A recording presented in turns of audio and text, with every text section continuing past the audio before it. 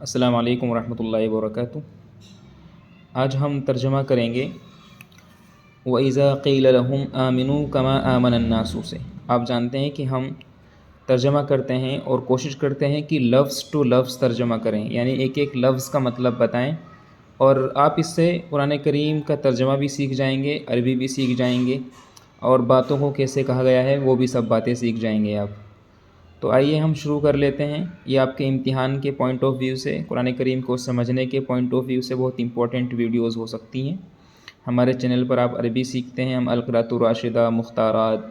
اور جو بھی ادب کی چیزیں ہیں، ادب کی کتابیں ہیں، وہ سب ہم لوگ بہت تفصیل کے ساتھ، ڈیٹیل کے ساتھ، ترکیب کے ساتھ، الفاظ کی لغوی تشریح کرتے ہوئے ہم لوگ ترجمہ کرتے ہیں۔ آئیے شروع کرتے ہیں۔ اعوذ باللہ من الشیطان الرجیم، بسم اللہ الرحمن الرحیم۔ وَإِذَا قِيلَ لَهُمْ آمِنُوا كَمَا آمَنَ النَّاسُ قَالُوا أَنُؤْمِنُ كَمَا آمَنَ السُّفَهَاءُ أَلَا إِنَّهُمْ هُمُ السُّفَهَاءُ وَلَكِنْ لَا يَعْلَمُونَ وَإِذَا لَقُوا الَّذِينَ آمَنُوا قَالُوا آمَنَّا وَإِذَا خَلَوْا إِلَى شَيَاطِينِهِمْ قَالُوا إِنَّا مَعَكُمْ إِنَّمَا نَحْنُ مُسْتَهْزِئُونَ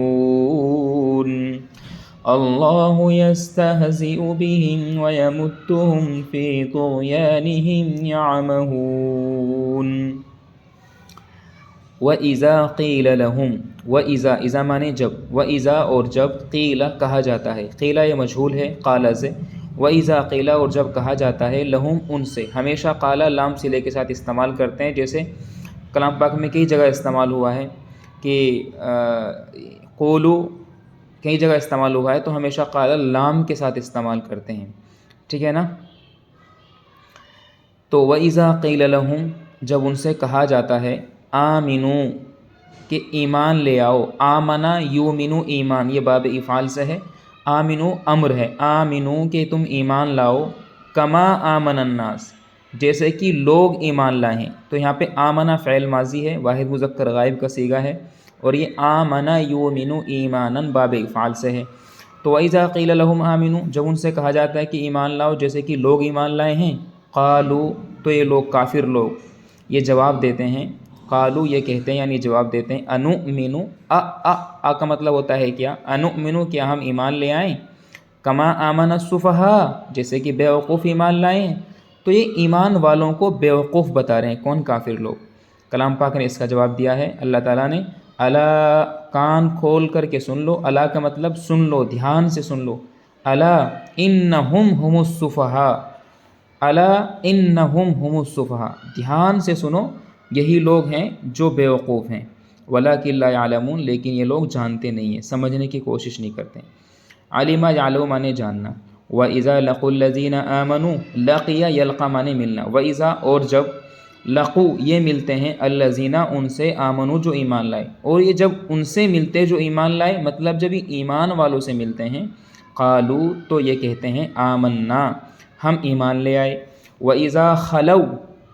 خلا کا مطلب ہوتا ہے، خلا خلو مطلب خالی ہونا، تنہائی میں ہونا، الہ کے ساتھ، وَإِذَا خَلَوْا إِلَى شَيَاطِينِهِمْ اور جب یہ اپنے شیاطین کے پاس تنہائی میں ہوتے ہیں، قالوا تو یہ کہتے ہیں انا معکم ہم تمہارے ساتھ ہیں، مطلب ایمان والوں کے سامنے کہتے ہیں کہ ہم ایمان لائے، اور اپنے کافر دوستوں کے ساتھ جب ہوتے ہیں تو کہتے ہیں کہ ہم تمہارے ساتھ ہیں۔ یہ منافقین کی بات یہاں پر چل رہی ہے،